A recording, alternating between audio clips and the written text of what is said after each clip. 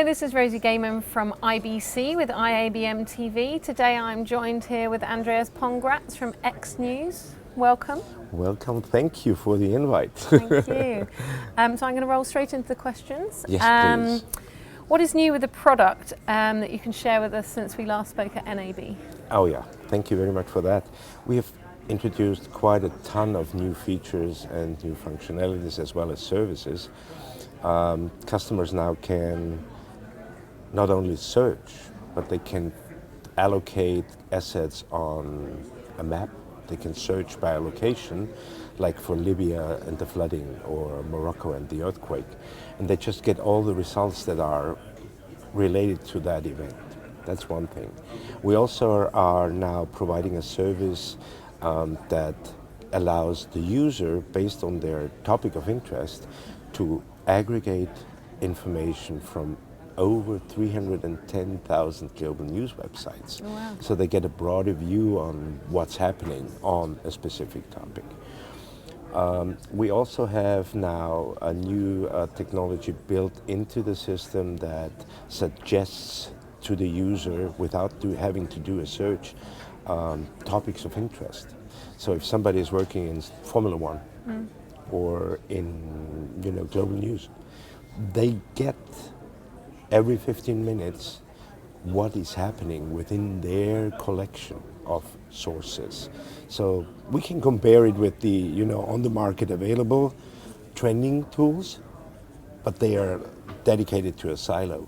We are looking at all the sources that the customer has chosen or the contracted sources the customer has signed up with. So that's also a new thing.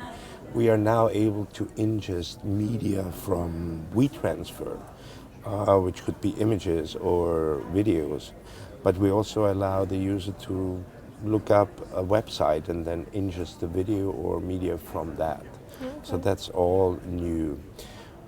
What else is new? There is a new feature in the system that allows the user to have his device, GDPR is the issue here, track what they are using more often than what they are not using so often.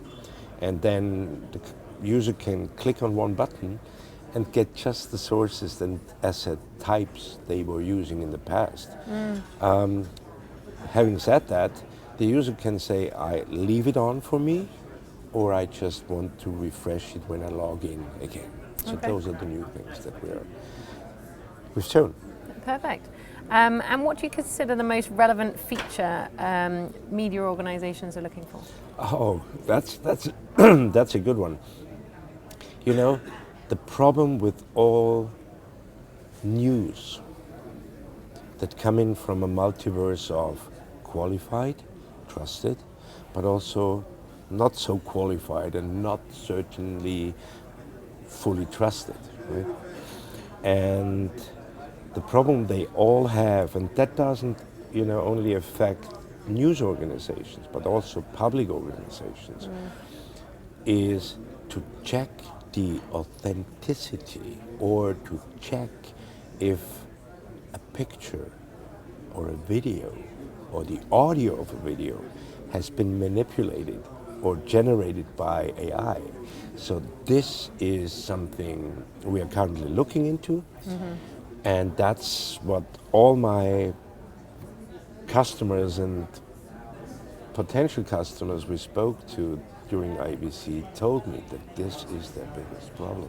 Yeah, I can imagine, from a marketing and sort of PR perspective. But there is development in progress, and we have started to test various technology stacks on that. And some of them look promising, while others are still in the low-end range, I would say. Okay. So IABM's Media Tech Trends report saw signs that suppliers would be trying to find new markets outside media. Does this affect you? Oh, that's a good one. I mean, the product itself, X.News, which stands for Crossing Point of News, has not been dedicated to media organizations from the very beginning. We have customers in corporate, we have customers in public organizations, democratic political organizations, and also universities that are using our tools. So this is already happened in the past. Now, and that's I'm very proud of, you know, as you might have heard that the European government is implementing a legal obligation of companies of a specific size to make sure that the risk of their suppliers outside the union is very low, that they have toxic materials that, you know, destroy nature, or have children that work to produce that, especially in clothing. That's definitely the case. And we have signed up a global agreement now with a system house that is going to offer that risk platform to those companies throughout Europe.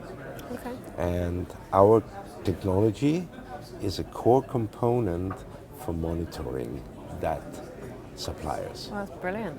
So that's gonna, we see this as a real huge opportunity, because, you know, when you look at companies in Europe that have more than 400 employees and have global supply chains, they all have to do that.